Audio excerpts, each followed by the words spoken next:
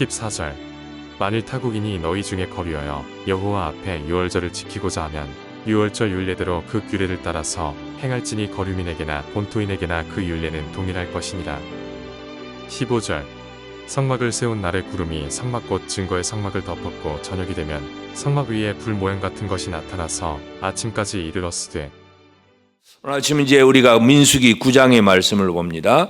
이제 9장 1절에 보면 이제 둘째 달, 그러니까 애굽에서 나온 지 둘째 달 이제 정월입니다. 그러니까 그들이 출발할 때가 새해 첫 해가 되고 1월 14일 유월절을 지키고 그들이 이제 출발을 했는데, 이제 하나님께서 이제 첫째 달에 이제 하나님 말씀하시면서 이제 이를 두 번째, 이제 1년 만에 만 1년입니다. 만 1년이 지나서 이제 두 번째 유월절을 지키라 하는 말씀을 줍니다. 그래서 이제 결국은 이제 1년 동안 이스라엘 백성들이 나와서 한 일이 뭐냐 하면 그 시내산까지 나와서 시내산에 머물면서 모세가 율법을 받아서 내려오고, 그리고 그 율법을 가지고 여러 가지 제사 제도를 또 가르치기도 하고, 또 부살렐 오홀리압 같은 사람들 또 모든 이제 사람들이 모여서 성막을 만들고 그 1년 동안 성막 짓고, 그리고 그 율법을 가르침을 받고, 하여튼 이 모든 1년 동안 준비, 광야를 진행해서 통과해서 가나안 땅에 들어갈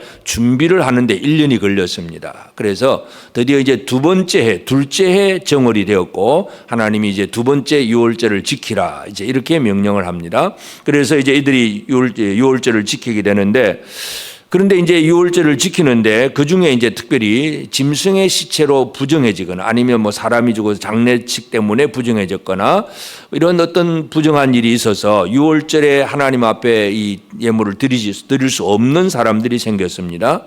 그래서 이 사람들이 모세에게 나와서 우리가 하나님을 안 섬기려고 하는 게 아니고 이런 부득이한 사정으로 섬길 수 없는, 그런 유월절을 지킬 수 없는 상황이 되었는데 우리가 어떻게 해야 됩니까? 질문을 하고, 모세는 그 얘기를 하나님 앞에 또 아뢰고 하나님이 응답을 해 주십니다. 하나님의 응답이 뭐냐 하면, 그러면 한 달 후에 2월 14일에 유월절을 지켜라. 그래서 이 1월 14일이 정해진 유월절의 날짜이고, 만약 1월 14일에 유월절을 지킬 수 없는 사람들, 그렇게 여행 중에 있거나 아니면 어떤 부정함에 이르렀거나 이런 문제가 있어서 유월절을 지키지 못하는 사람은 한 달 후에 2월 14일에 지키라, 그렇게 얘기를 합니다. 그러면서 이 유월절을 안 지키면 그는 이 하나님의 백성에서 끊어질 것이다.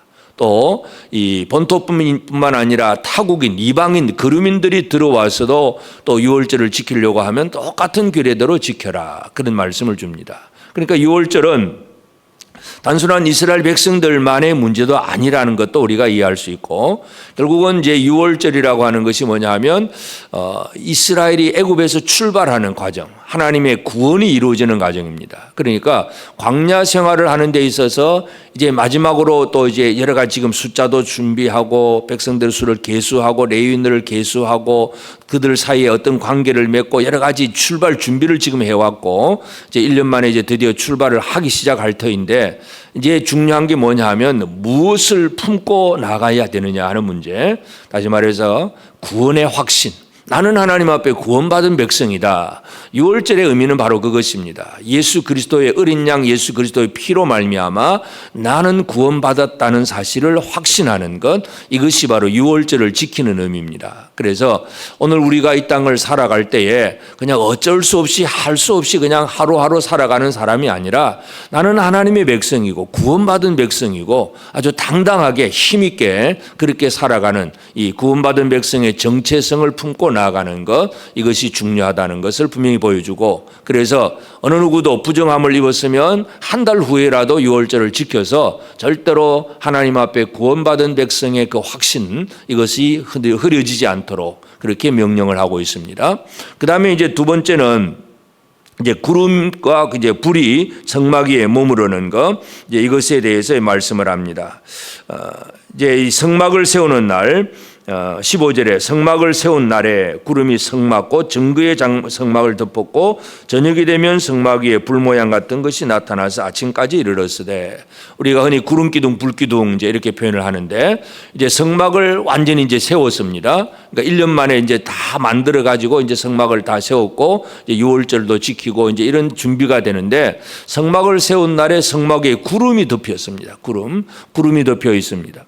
광야라고 하는 그 이제 기후 같은 거, 지금도 중동 지방에 가보면 구름이라고 하는 게 그렇게 없습니다. 완전히 메마른 땅이고 아주 광야 같은 그런 곳에 사막이기 때문에 뭐 습기가 올라와야 구름이 생길 것인데, 그런 땅에는 구름이 별로 없습니다. 그런데 성막이 만들어지고 그 성막 위에 구름이 덮였다. 하나님의 임재하심을 분명히 표현하고 있습니다. 그리고 그것이 낮에는 구름이고 밤에는 불 모양 같은 것이 나타났다. 그래서 이 광야의 삶에 있어서 구름과 불이라고 하는 것은 이스라엘 백성들이 살아갈 수 있는 삶의 아주 중요한 요소입니다. 첫째는 이 구름과 불이 움직이면 다 움직여야 되고, 또 간접적으로 또 우리가 살펴볼 수 있는 것은 이 광야는 뜨거운 태양이 떠오르는 곳이기 때문에 낮에는 태양 아래서 살아갈 수가 없습니다. 밤이면 너무 추워서 살아갈 수가 없습니다. 이것이 광야의 생활의 특징인데, 구름으로 덮어놓으니까 백성들은 구름의 그 그늘 아래서 바른 광야를 지나지만 평안한 생활을 살아갈 수가 있습니다. 밤이면 불이 또 그 가운데 있어서 또 이렇게 너무 춥지 않도록 만들어 주신 그 하나님의 은혜, 이런 것들을 알 수가 있는데, 하여튼 이제 민수기에서 강조되는 것은 이 구름과 불이 떠올라서 움직이면 백성들은 또 같이 출발을 해야 됩니다. 그래서 이제 성막을 중심으로 해서 동서남북 12지파가 3지파씩 이렇게 나누어서 진을 치는 것이 이제 민수기 2장에 또 이렇게 조직을 했고, 숫자를 조직을 하고 진영에 배치를 하고 출발하는 순서도 다 정하고, 이제 1년 만에 지금 1년 동안 이 일들이 이루어집니다. 그래서 이제 구름이 떠오르면 올라가 그냥 출발을 하고, 또 머물면 또 그 자리에 또 다시 자기 가족 텐트 치고 그 안에 머물러야 됩니다. 여기에서 우리가 알 수 있는 것은 하나님의 동행하심, 하나님은 자기 백성들과 늘 함께 하신다는 거, 이거 우리가 이해를 해야 되고, 그럼 백성들의 그 위치에서 본다면 이 구름이라고 하는 것이 언제 떠오르는지를 알 수가 없습니다. 다시 말해서 이 얘기는 뭐냐 하면 항상 출발 준비를 하고 있어야 된다는 얘기입니다. 그냥 벽돌로 집 짓고 또 이렇게 뭐 큰 건축 자재를 가지고 좋은 집을 짓고 살면 이걸 허물고 짓기가 어렵습니다. 늘 텐트, 초막 생활입니다. 그래서 나중에 이제 이스라엘이 이제 초막절 절기를 지키게 되는데, 이 초막 속에서 그들이 삽니다. 아주 간단하게 삽니다. 인생은 천국 가는 날까지 간단하게 살아가야 되는데 우리는 너무나 많은 것을 준비하면서 살아갈 때가 있습니다. 하나님께서 오늘이라도 부르시면 가는 것이 인생입니다. 그래서 이 이스라엘 백성들은 항상 준비를 해야 됩니다. 이 구름이 이제 머물렀는데 하루 있다가 또 떠오를 수가 있습니다.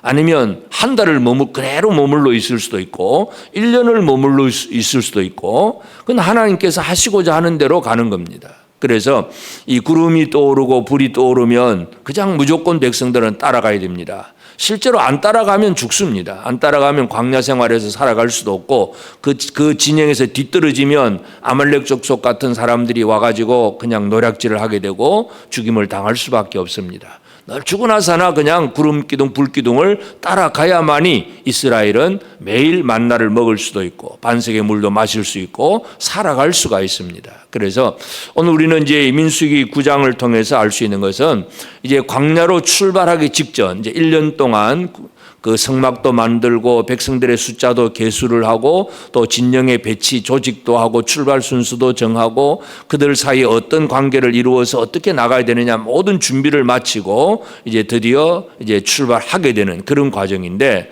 바로 여기에서 우리가 오늘 이 아침 꼭 기억해야 될 것은 나는 하나님 앞에 구원받은 백성이다 하는 이 구원의 확신을 품는 문제. 그래서 오늘 우리가 지금 이 시대를 살아가는 우리의 삶에 있어서도 우리가 직장 생활을 하든 학생들이 공부를 하든 주부들이 가정에서 무슨 일을 하든 어떤 삶의 영역 속에서도 나는 하나님의 백성, 구원받은 하나님의 백성이다. 나 대신 어린 양의 피, 예수 그리스도의 피의 공로로 내가 살아난 사람이라는 사실, 이 확신을 품고 하루하루를 살아가야 됩니다. 이것이 광야 생활입니다.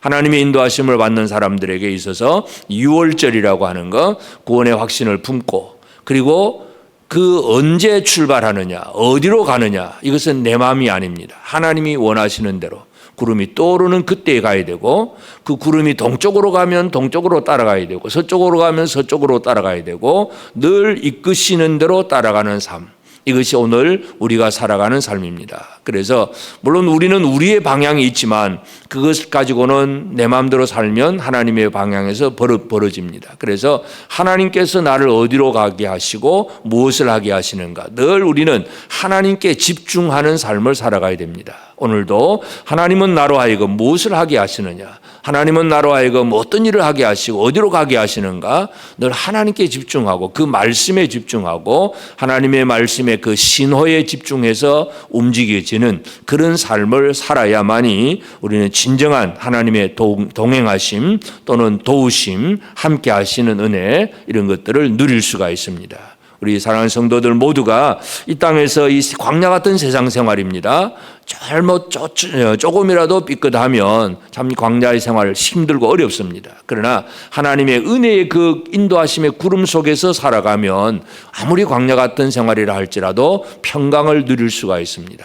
그래서 늘 준비된 자세, 하나님이 이끄시면 하나님 여기가 좋사오니가 아니라 가자 그러면 가고, 머무르라 하면 머무르고, 늘 하나님 앞에 깨어 있어서 신호에 따라서 움직여가는 복된 우리 성도들 되어서 늘 주님과 함께하고 주의 동행하시는 그 놀라운 은혜, 그래서 광야 생활이라 할지라도 낮에는 구름 기둥 아래서 시원함을 느끼고 밤에는 불기둥 아래서 따뜻함을 느끼면서 늘 공급하시는 하나님의 풍성한 은혜를 받아 누리는 복된 우리 모든 성도들, 가정 우리 온 성도들 꼭 되어지기를 주의 이름으로 축복합니다. 기도하십시다. 이제 오늘 받은 말씀으로 함께 기도하겠습니다.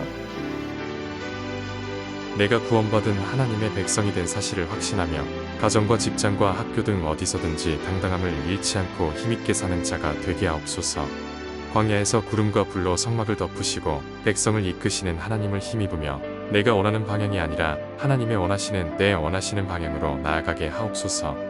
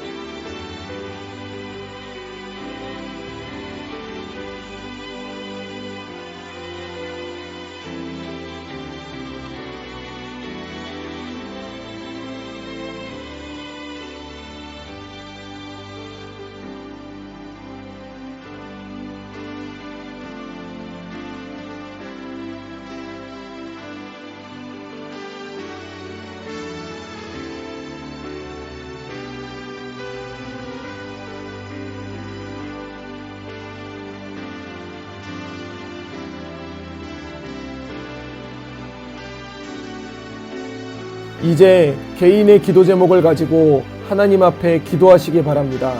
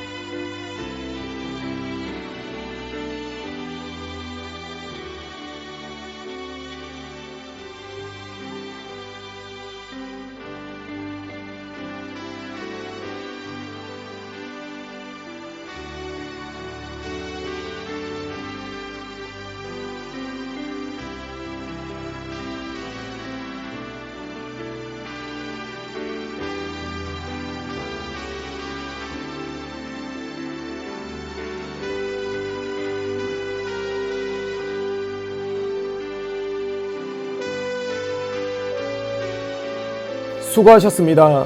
오늘도 하나님의 인도하심 가운데 승리의 하루를 보내시는 우리 재건부평교회 모든 성도님들이 되시기를 주님의 이름으로 축복합니다.